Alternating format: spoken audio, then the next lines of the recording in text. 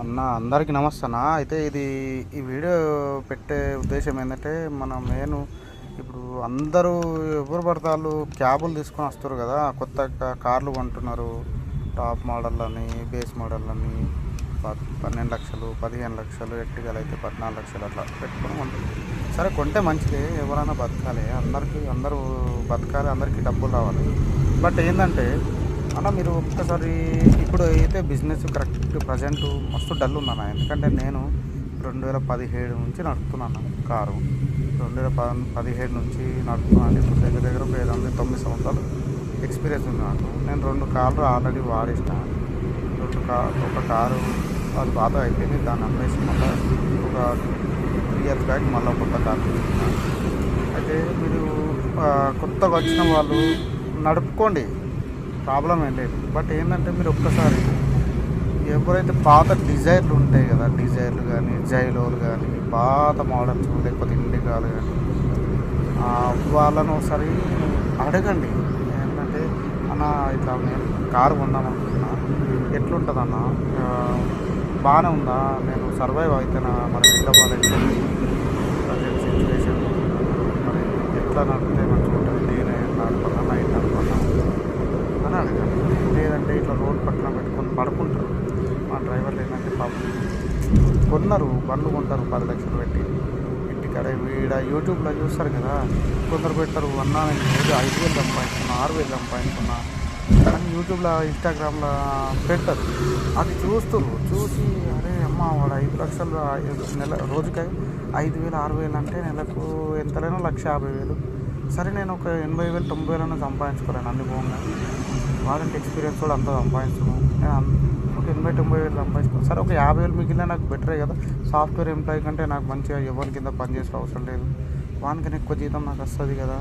నాకు నచ్చినట్టు చేయొచ్చు, నచ్చినట్టు డ్యూటీ చేసుకోవచ్చు, నచ్చినప్పుడు ఇంటికి పోయి వండుకోవచ్చు అని అనుకుంటారు. అది ఏంటంటే, ఇప్పుడు ఆ పిచ్చిన కొడుకులు పెడతారు వీడియో, మన పాపం తెలియక ఏం చేస్తారంటే అదే నిజం అని నమ్ముతారు. అది రాదన్న, ఎప్పుడో ఒకసారి వస్తుంది. ఎప్పుడో ఒకసారి రోజుకి 5,000 చేస్తాం బిజినెస్. 5,000 బిజినెస్ చేయాలంటే 14 గంటలు 15 గంటలు, అది మంచిగా కొంచెం పీక్ అవర్స్లో నడిపి, డిమాండ్ ఉండి, సర్జ్ ఉండి, సండే ఆ రోజు పెళ్ళిళ్ళు ఉండి, ఏదైనా పండుగ ఉండి, అందరూ క్యాబ్లు నడపడం ఊళ్ళకి పోతారు కదా. ఎవడో ఒక 30% 40% ఉంటారు, 100%లో అందరూ ఊళ్ళకి పోయి పండుగలప్పుడు నడుపుతారు కదా. అటువంటి ఉంది. లేదంటే 24 అవర్స్ నడుపుతారు ఇప్పుడు వాళ్ళకన్నా. ఇవాళ నువ్వు 24 అవర్స్ నడిపితే వాళ్ళకి ఒక 5,000 వస్తుంది అన్న. 5,000 చేస్తే దాంట్లో ఒక 2,000 పెట్రోల్ పోయినా, సిఎన్జి పోయినా ఒక 3,000 మిగులుతుంది. బట్ ఏంటంటే, ఈరోజు నువ్వు 5,000 చేసినోడు 24 గంటలు నడిపి రేపు ఏం చేస్తాడన్నా, రేపు పడుకొనే ఉంటాడు కదా. మనిషే కదా, మిషన్ కాదు కదా. నువ్వు మనిషి 24 గంటలు పనిచేస్తే మళ్ళీ తెల్లారి పడుకోనే కదా. అది వాళ్ళకి తెలియదు. వాడు ఒక్కరోజు చేసి ఆ రోజు ఇదే వస్తుంది నాకు డబ్బులు అని చెప్తుంటాడు. అండ్ ఇంకోటి, కొనాలనుకున్న వాళ్ళు కొనుంటారు నా పైసలు, కార్లు కొనుర్రి. ఎందుకంటే ఇప్పుడు ప్రజెంట్ సిచ్యువేషన్ మంచిగా లేదు. వద్దు అంటే ఎవరు వినరు. ఎందుకంటే మీరే బతకాల, మేము బతకదా. మన కేసీఆర్ ఉన్నప్పుడు డిస్టిక్ బండ్లు, ఆటోలు హైదరాబాద్ సిటీలకు రావాలంటే ఉత్సా పోసుకుంటుండే. ఇప్పుడు ఆ సిచ్యువేషన్ లేదన్నా. ఆదిలాబాద్ నుంచి వస్తున్నాయి, ఖమ్మం నుంచి వస్తున్నాయి. హైదరాబాద్లో సిటీ పర్మిట్ బండ్లు కూడా అరే వాళ్ళు తెచ్చుకుంటూ నేను తెచ్చుకోలే, ఇక్కడ కొన్ని పైసలు పెడితే బయట 2 బండ్లు వస్తాయని 2 బండ్లు అక్కడి నుంచి తెప్పించుకుంటున్నారు. అర్థమైంది అన్న. అట్లా 2 బండ్లు తెచ్చుకుంటున్నారు. ఒకప్పుడు హైదరాబాద్లో ఒక 3-4 ఏళ్ళ కింద సిటీ పర్మిట్ బండ్లు కాకుండా డిస్టిక్ బండ్లు రావాలంటే ఉత్సాహపడుతుండే. డీజిల్ బండ్లు అసలే నడవకపోతుండే. ఆటోలో 3 గంటలు ఎక్కువ కూర్చోవాలంటే డ్రైవర్ గలకు ఉత్సాహపడుతుండే. ఇప్పుడు అవన్నీ లేవన్నా. ఆ రూల్స్ లేవు, ఎవడు పట్టించుకుంటలే. పోలీసు వాళ్ళు ఆపుతలేరు, పోలీసు వాళ్ళు అసలు చెక్ చేయరు.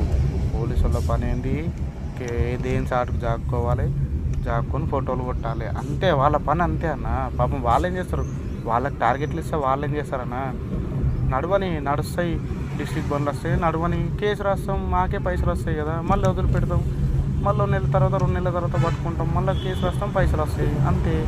రోడ్డు పక్కకు పెట్టుకొని ఫోటోలు కొట్టుడే. ఏదైనా అంతే అన్న.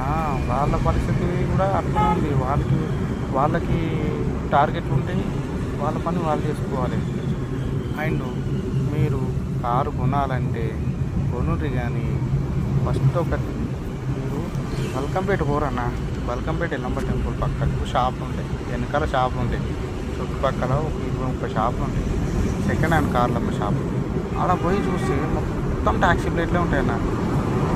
ఎవరన్నా అమ్మేటోళ్ళు వచ్చినప్పుడు ట్యాక్సీ ప్లేట్లు ఆ ఓనర్ని అడుగు, అన్న ఎందుకు అమ్ముతున్నావు, ఎందుకు పెట్టిపోతున్నావు వీడ బండి అని అడుగు. ఆయన చెప్తాడు. నేనే మస్తు మందిని చూసినా ఈఎంఐలు కట్టలేక, దానికి ఫిట్నెస్లు పర్మిట్లు వేయించలేక, డెంటింగ్లకు పెయింటింగ్లకు, సిఎన్జీలకు 2 గంటలు 3 గంటలు లైన్లో నిలబడి, నిద్ర లేక తెల్లన్నాక బయటనే వండుకొని 2 రోజులకు 3 రోజులకు ఒకసారి ఇంటికి పోయి జబ్బు వాసనలు ఇవ్వంగా కార్ల నడిపెట్టడం నేను కూడా మస్తు మంది చూసినా. ఏం చేస్తామన్నా, పాపం వాళ్ళ పరిస్థితి కూడా అట్లనే ఉంది. చూడండి, మీరు చూసి తెచ్చుకోండి బండ్లు, ఏం ప్రాబ్లం లేదు. ఇప్పుడు ఐటీలో కూడా మస్తు క్యాబులు నడుస్తున్నాయి. ఐటీలో చక్కగా పైసలు ఇస్తలేరంట. అండ్ ఇప్పుడు మళ్ళీ ఒక 10-15 రోజులు అయితే అందరికి వర్క్ ఫ్రమ్ హోమ్ అవుతుంది. ఇప్పుడు మ్యాక్సిమం ఒక 30% మొత్తం వర్క్ ఫ్రమ్ హోమ్ అయిపోయింది ఆల్రెడీ, మన మోడీ చెప్పి నుంచి. ఇప్పుడు అందరికి వర్క్ ఫ్రమ్ హోమ్ అయిపోతే ఐటీ వాళ్ళ బతుకులు ఆగమవుతాయి. క్యాబులు నడిపేటోళ్ళు, ఐటీలు నడిపేటోళ్ళు, అట్లా ఉందా నా పరిస్థితి. మళ్ళా మీరు ఒక్కొక్కడు ఎట్లా చెప్తుందంటే, అన్న నేను ఇట్లా చేస్తాను అట్లా చేస్తాను అంటాడు. వానికి చూస్తే లైసెన్స్ ఉండదు. వీళ్ళు పోలీసు ఆపి లైసెన్స్ చెక్ చేయరు. ఆర్టీఓ లైసెన్స్ ఇస్తాడు, వీళ్ళకి డ్రైవింగ్ వచ్చారా అదే తెలియదు కదా. ఇంటర్ చేస్తారు, 10th క్లాస్ అయిపోగానే ఇంటర్ అయిపోగానే వస్తారు, బండ్లు పడుతుంది. ఒక నైట్ మీద ఒక నడుస్తుంది. మేము నడిపినప్పుడు బ్యాడ్జ్ నెంబర్ అనేది ఉంటుంది.